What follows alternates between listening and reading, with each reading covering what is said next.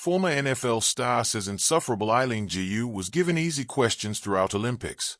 Add NFL MVP Boomer Esiason to the list of Americans who are not fans of Eileen Gu. Gu, the Olympic medal-winning skier who was born and raised in the United States but has represented China, her mother's native country, in international competition, has become a topic of debate again after her performance at Milan Cortina. The Wall Street Journal reported last week that Gu and Zhou Yi, a fellow American-born figure skater who now competes for China, were paid a combined $6.6 million by the Beijing Municipal Sports Bureau in 2025 for striving for excellent results in qualifying for the 2026 Milan Winter Olympics. In all, the two were reportedly paid nearly $14 million over the past 3 years. That information was much to the chagrin of the former NFL quarterback. The Chinese government paid her a lot of money. It's kind of funny that a communist country would pay a woman to be propaganda as a capitalist, Esiason said on the Boomer and Gio show Tuesday morning. She's a very attractive woman and she's extremely bright. She went to Stanford. But if you listen to her post-participation interviews, she's insufferable. She is. It's hard to listen to. But then again, it's an individual sport by an individual person talking about herself, as opposed to talking about her teammates or the support that she receives. If you listen to her, you're like, what? Esiason and his co-host, Greg Giannotti, both scoffed at the fact a reporter praised her for seemingly always having the right answers to questions. They didn't ask her about the communist government of China, Esiason quipped. But the thing about her is, I will say this, she's exceptionally bright. She has her answers. She knows how she's gonna answer things. That's for sure. But nobody's really asked her a tough question. Gu, already the most decorated freestyle skier in Olympic history, took home a gold medal in her final event of the Olympics on Sunday. In the women's freeski halfpipe event, Gu scored 94.75, just 0.75 points better than her second run. Nobody came close to touching her mark. She finished her run at the Milan Cortina Games with 3 total medals, the gold in the halfpipe event and silvers in big air and slopestyle. She has 6 medals on her resume. The questions we ask, a Winter Games story. The Olympic Games have always been more than an arena for athletic performance. They are a mirror reflecting society's emotions, anxieties, and preconceptions. In the midst of the 2026 Milan Cortina Winter Olympics, when powdered snow met the world's brightest spotlights, the story of one of the game's most decorated athletes suddenly transcended skiing itself. What began with medals and history turned into something larger, a debate about identity, gender expectations, media narrative, nationalism, and the very nature of how we interview and scrutinize athletes.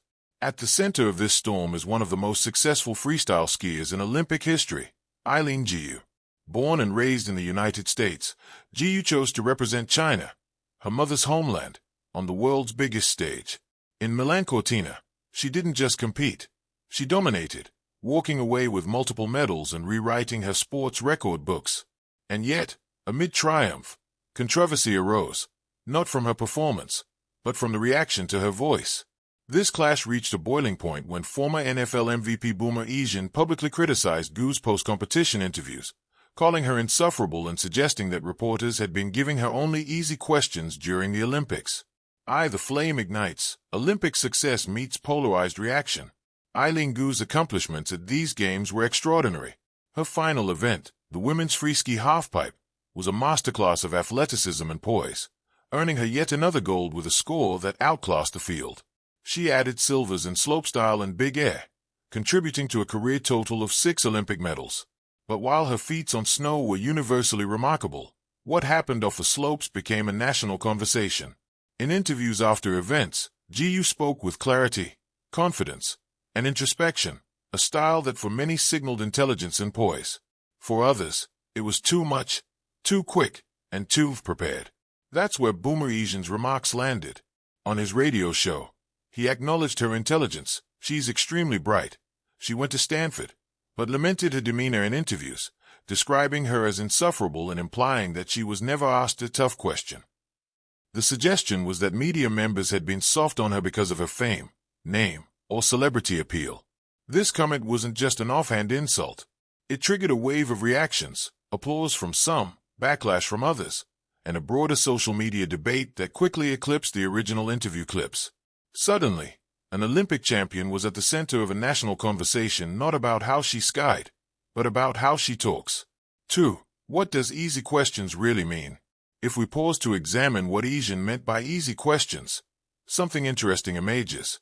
At first glance, the idea seems simple. Reporters should challenge athletes, not coddle them with softball queries.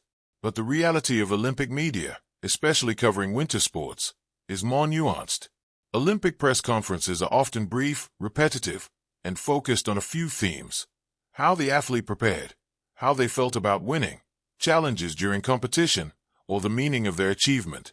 Rarely does a journalist abruptly switch to geopolitics, international relations, or personal values unrelated to sport, precisely because those questions don't align with the event's focus or the athlete's expertise. In Eileen Gu's case, her thoughtful responses, especially in the exchange that went viral when a reporter asked, "Do you think before you speak?" weren't evasive so much as introspective.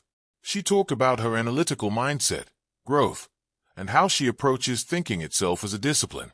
Far from being shallow or rehearsed, her replies offered more insight into her personality and philosophy than many typical athlete responses.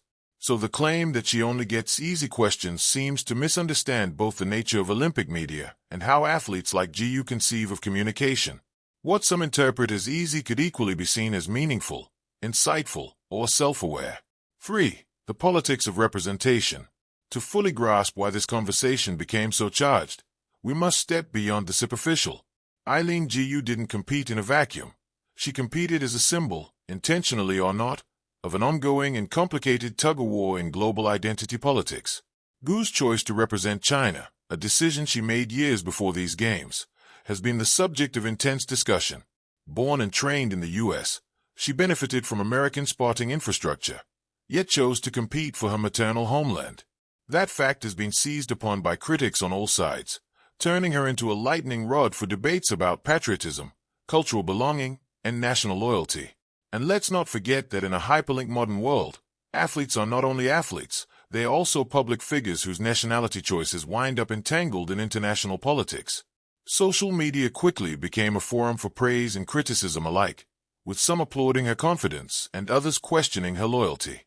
Through it all, her public image became something more than just ski champion. She became a symbol in conversations about globalization, identity, and representation. 4. Why criticism hurts more for some people. When criticism of Gu's communication style hits such a sensitive nerve, it's not just about the words, it's about what those words represent. For many of her supporters, Gu represents progress, a young woman who is articulate, confident, and unapologetically herself.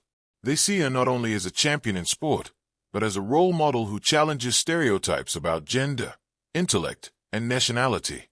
They see in her something that goes beyond competition, a reminder that athletes can be thoughtful, self-aware, and multidimensional. Critics, however, often interpret the same traits differently. To them, articulate responses can seem rehearsed or overly polished. Confidence can be mislabeled as arrogance. Even the observation that she avoids certain political questions, like those directly about China's policies, has been weaponized into accusations of disingenuousness or strategic self-presentation. What's remarkable is how easily a media critique morphs into a cultural debate about respect, nationalism, gender expectations, and public persona. A simple claim that a star gets easy questions becomes a proxy argument for larger issues about what we expect from athletes, especially female athletes, in the public eye. The power of narrative and backlash. Stories have shape. When a former NFL star criticizes an Olympian, it's not just a commentary. It becomes narrative fuel. Soon after Esiason's remarks, social media erupted. Some echoed his sentiment, others mocked it. One viral retort even pointed out the irony of calling someone insufferable, when that person happens to be a polished public speaker with far more articulate discourse than many professional commentators. For many users online, the entire episode became less about whether Gu's interviews were truly hard or easy and more about how criticism is framed, especially when it targets a confident woman. The backlash wasn't simply reactionary. It